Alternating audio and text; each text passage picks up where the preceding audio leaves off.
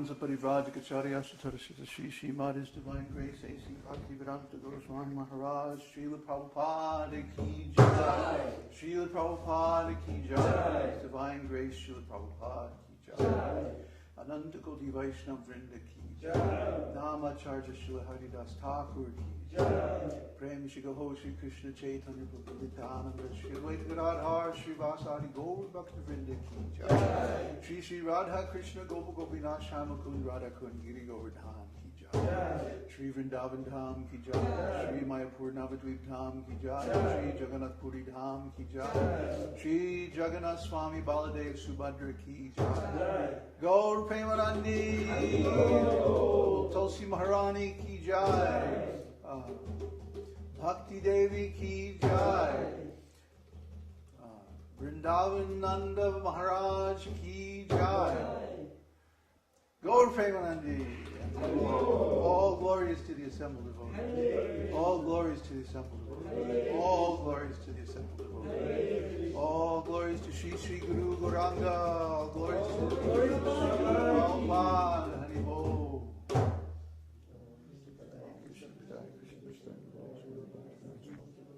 Namaste Saraswati Devi. Gaurvani Pacharna. Shesha Shri Vadi Pascharya Shutara.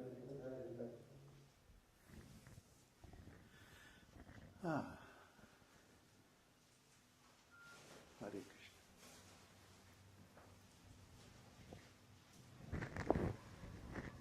So this thing is a little tingly again today. It's because the ground. It's not properly grounded. Anyway, welcome to our Sunday Satsang. We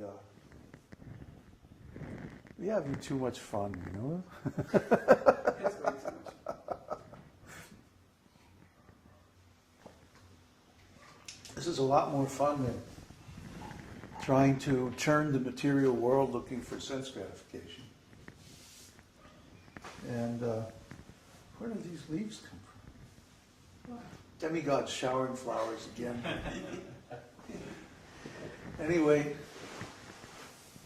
here we are in Santiago, and today is going to be the second part of our discussion of the elements of bhakti as described in my book, Sri Bhakti Nirukti. This is a work in progress. It's not published yet, so you're among the first to hear about these things. So today let's look at the next term after Uttama Bhakti. I think if you're on the Dim conference, you can zoom in on the document and check out svarūpa-lakṣaṇa and taṭastha-lakṣaṇa.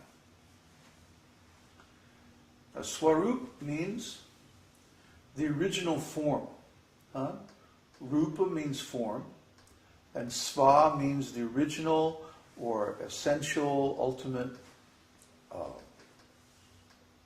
the core. So the core or the essential or intrinsic characteristics of something are called the svarūpa-lakṣaṇa.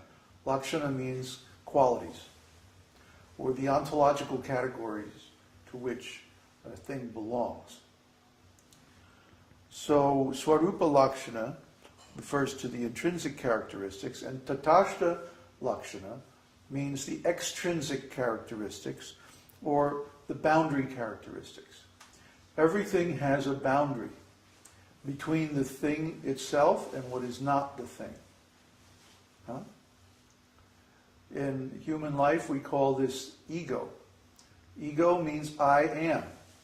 And the difference between the ego and the other is the boundary of ourself. Okay? In devotional service, the intrinsic characteristics are that bhakti involves the cultivation of activities favorable to Sri Krishna. This is said to be the svarūpa-lakṣaṇa of Uttama Bhakti because it reveals the inherent nature or svarūpa of bhakti. For example, the svarūpa of the jiva soul means our spiritual body. And not only the body or the form, but also our relationship with Krishna.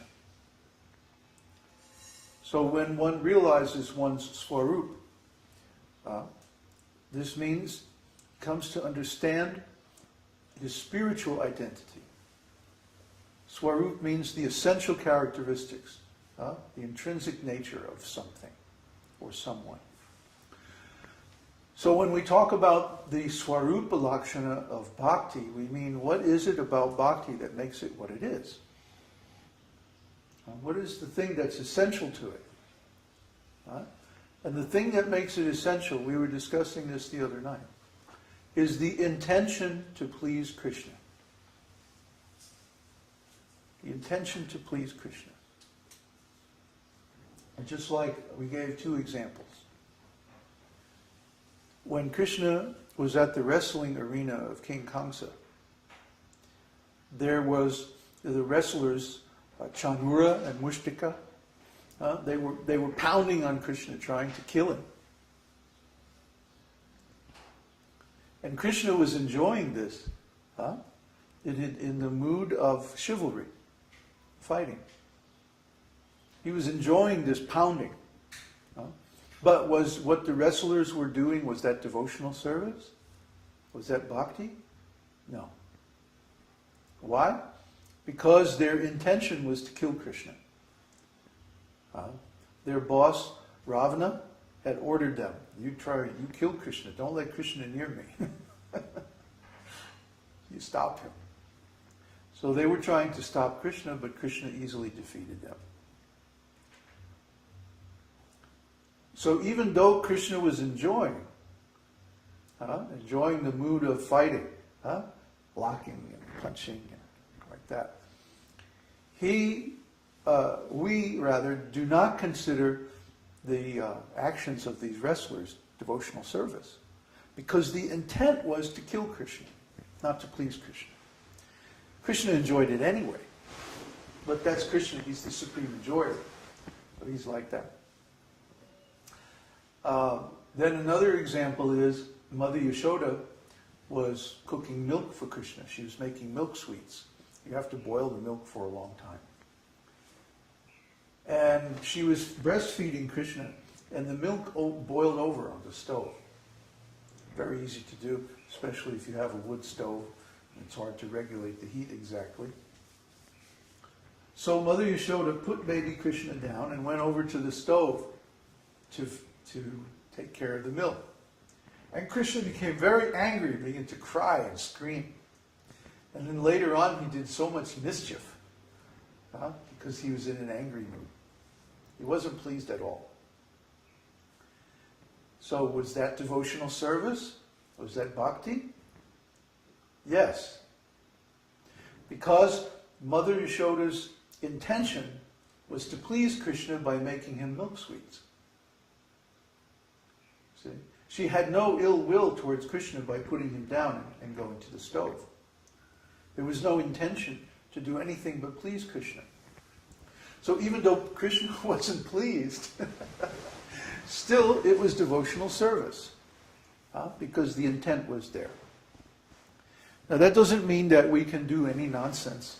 And if we intend to please Krishna with it, that will be devotional service. No. There's still 10 offenses to the holy name.